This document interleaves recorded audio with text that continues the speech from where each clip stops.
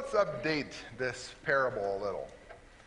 When a young man turned 16, his father put a set of car keys in his hand and said, "Happy birthday, son." The father had looked forward to seeing the joy on his son's face when he realized that the keys weren't to the family car, but to a car of his own. And the father wasn't disappointed. However, in his first 6 months of driving on his own, the young man had been involved in 3 minor accidents and had 2 tickets. When he came home with the second ticket, his father took the keys away from him. The young man protested, "But it's my car. You gave it to me. I'm working to pay for the insurance." His father answered, "I gave you the keys. I called it your car, but whose name is on the title? It's my car. Now I'm taking the keys and giving them to your sister. We'll now refer to it as her car." Well, that's a similar kind of story to the one Jesus told.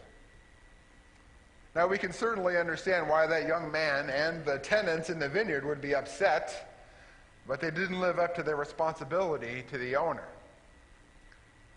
I read a story about a boy who was having some trouble with his little sister. She was always getting into his stuff and breaking and losing things. And one day they both received a new box of crayons, and he said to his sister, "You have your own crayons now, and I won't play with any of them. And you must never, ever touch any of mine." That's what we call sharing. Well, that's the way of the world. You don't touch my stuff, and I won't touch yours. As we grow up, we begin to think that our stuff and our lives actually belong to us, and we can do with them whatever we please. But we don't own any of it. It all still belongs to God. Jesus knows the truth about us. Our Father has built us a beautiful home and asked us to take care of it for him. Now, it's one thing that we've thrown one heck of a party on this earth and really messed the place up. We've damaged the landscaping, we've ruined our relationships with our neighbors, we've hurt our closest friends and family. But all of that can be fixed. What's worse is that we move in and change the locks and say that it's our house, and we don't owe God anything. We claim it as our own and think we can use it as we please. Well, that's what the tenants in the parable are trying to do. It isn't enough for them to keep the fruit of the vineyard. They want the whole vineyard for themselves. Well, we are those tenants. Why do we hold on so tight? Why is it so difficult to give back to God what God has given us? There's a fable about the angel Gabriel, who had just come back from surveying the earth and its inhabitants when he reports to God, "Lord, it's my duty to inform you that you're the possessor of a choice piece of real estate known as planet Earth. But the tenants you've leased it out to are destroying it. In another few years, it won't be fit to live in. They have polluted your rivers. The air is fouled with the stench of their overconsumerism. They frequently kill one another. And all the prophets you've sent to them calling for an accounting have met with violence. By any rule of sound management, Lord, you've got but one option." Then raising his trumpet to his lips, Gabriel asked, "Should I sound the eviction notice now, sir?" And God said, "No, Gabriel. No, not just yet. I know you're right, but I keep thinking if I just give them a little more time, they'll quit acting like they own the place." God has given us everything we have and everything we are to use.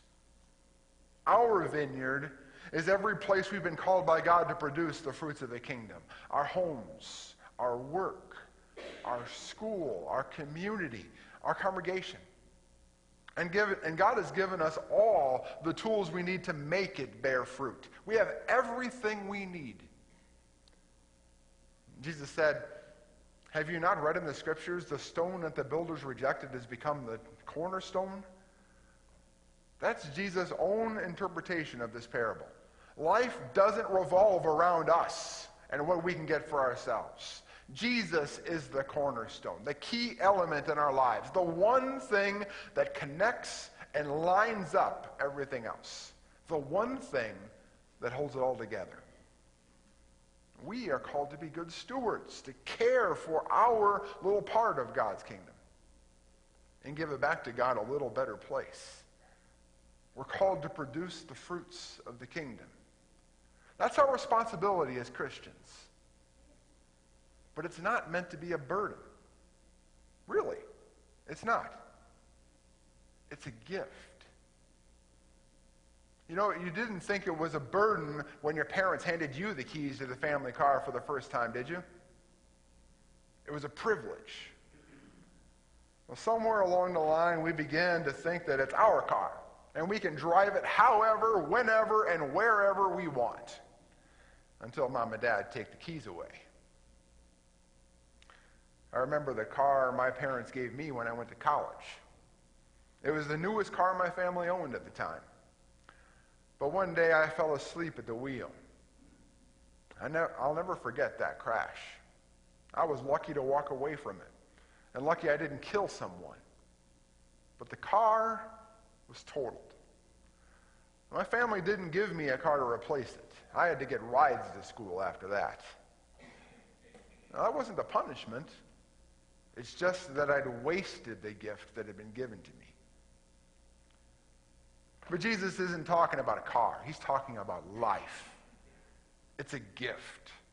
It's all a gift. The keys to the kingdom are given to us. God's given us the kingdom and asked us to take care of it and make it grow. God has put us in his vineyard and blessed us in countless ways. He's given us this beautiful earth to care for and enjoy. He's given us the precious gifts of family and friends and our brothers and sisters here in the church. We have our health. We have food on our tables and clothes on our back. We have work to provide for our families. And if we choose, we do have the time to enjoy these blessings. All those blessings are meant not to be kept, but to be used and appreciated and passed on to others. Because they belong to God. And my friends, so do you. You belong to God. And God is so crazy in love with you that he sends others to take care of you. And pay attention to what happens in that parable. When everything else fails, God doesn't send Gabriel's angels. God sends his son. It's a gift. It's all a gift. Amen.